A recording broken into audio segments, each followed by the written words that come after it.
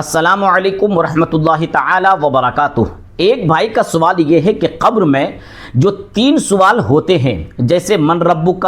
ما دینک، ما کنت تقول فی حق ھذا الرجل،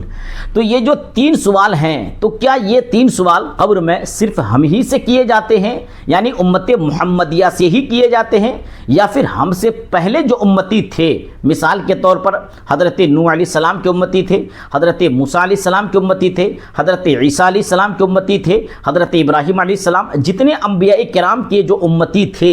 تو کیا ان امتیوں سے بھی قبر میں سوال کیا جاتا تھا یا صرف ہم ہی سے یہ سوال کیے جاتے ہیں؟ آج کے اس ویڈیو میں ہم اس مسئلے کو بالکل مستند طریقے سے جاننے کی کوشش کریں گے۔ آپ سے گزارش ہے کہ آپ اس ویڈیو کو آخر تک ضرور دیکھیں تاکہ یہ اہم مسئلہ آپ کو معلوم ہو جائے۔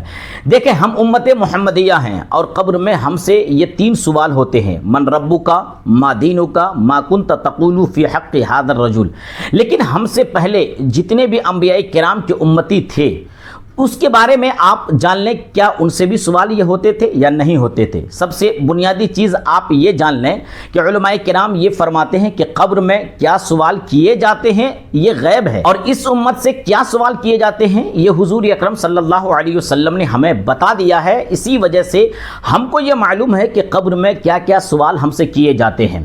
اور نبی اکرم صلی اللہ علیہ وسلم کی احادیث مبارکہ کا اگر آپ مطالعہ کریں تو اس چیز کے متعلق کہیں بھی صحیح روایات سے یہ نہیں مل پاتا کہ پچھلی امتوں سے کیا سوالات کیے جاتے تھے، لیکن علماء کرام نے اس کے حوالے سے کچھ جوابات دیے ہیں۔ اس کے حوالے سے حضرت علامہ شامی علیہ الرحمہ جیسے بڑے بڑے علماء کرام کی رائے یہ ہے، ان کا یہ کہنا ہے کہ قبر کے سوالات یہ امت محمدیہ کا خاصہ ہے، یعنی قبر میں سوالات یہ اسی امت کے ساتھ خاص ہے، اسی امت سے یہ سوالات کیے جاتے ہیں۔ اس سے پہلے کے امتوں سے قبر میں سوالات نہیں ہوتے تھے۔ قبر کے جو سوالات ہیں وہ صرف اور صرف اسی امت کا خاصہ ہے کہ امت محمدیہ سے قبر میں سوال کیا جاتا ہے، اور حضور اکرم صلی اللہ علیہ وسلم کی زیارت بھی کروائی جاتی ہے۔ لیکن کچھ علماء کرام کا یہ بھی ماننا ہے کہ پچھلی امتوں سے بھی سوالات ہوتے تھے، لیکن ان سے صرف اور صرف وحدانیت کے بارے میں، یعنی اللہ رب العزت کے بارے میں ہی سوال کیا جاتا تھا، اور اس کے علاوہ قبر میں کوئی اور سوال نہیں کیا جاتا تھا۔ جیسا کہ فقیہ ملت حضور مفتی جلال الدین امجدی علیہ الرحمہ سے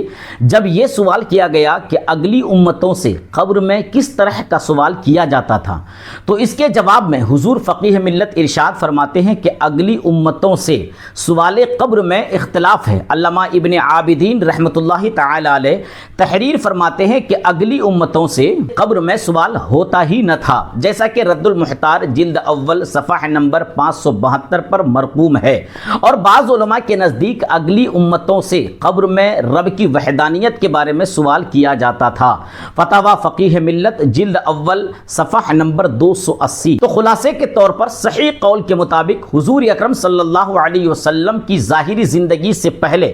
اگلی امتوں سے قبر میں سوال و جواب نہیں ہوتا تھا، بلکہ یہ اسی امت محمدیہ کے ساتھ خاص ہے۔ امید ہے کہ آپ کو آج کا یہ مسئلہ اچھی طریقے سے سمجھ میں آ گیا ہوگا۔ اس ویڈیو کو اپنے دوستوں احباب تک ضرور شیئر کریں۔ اگر آپ کا کوئی سوال ہو تو کمنٹس میں لکھ کر ہم سے ضرور پوچھ سکتے ہیں، انشاءاللہ آپ کے سوال کا جواب بالکل قرآن و حدیث کی روشنی میں دیا جائے گا۔ اگر آپ نے ابھی تک ہمارے چینل کو سبسکرائب نہ کیا ہو تو سبسکرائب بھی ضرور کر لیں تاکہ مزید اسلامی مسائل کی مستند جانکاری حاصل کر سکیں۔ السلام علیکم ورحمۃ اللہ تعالی وبرکاتہ۔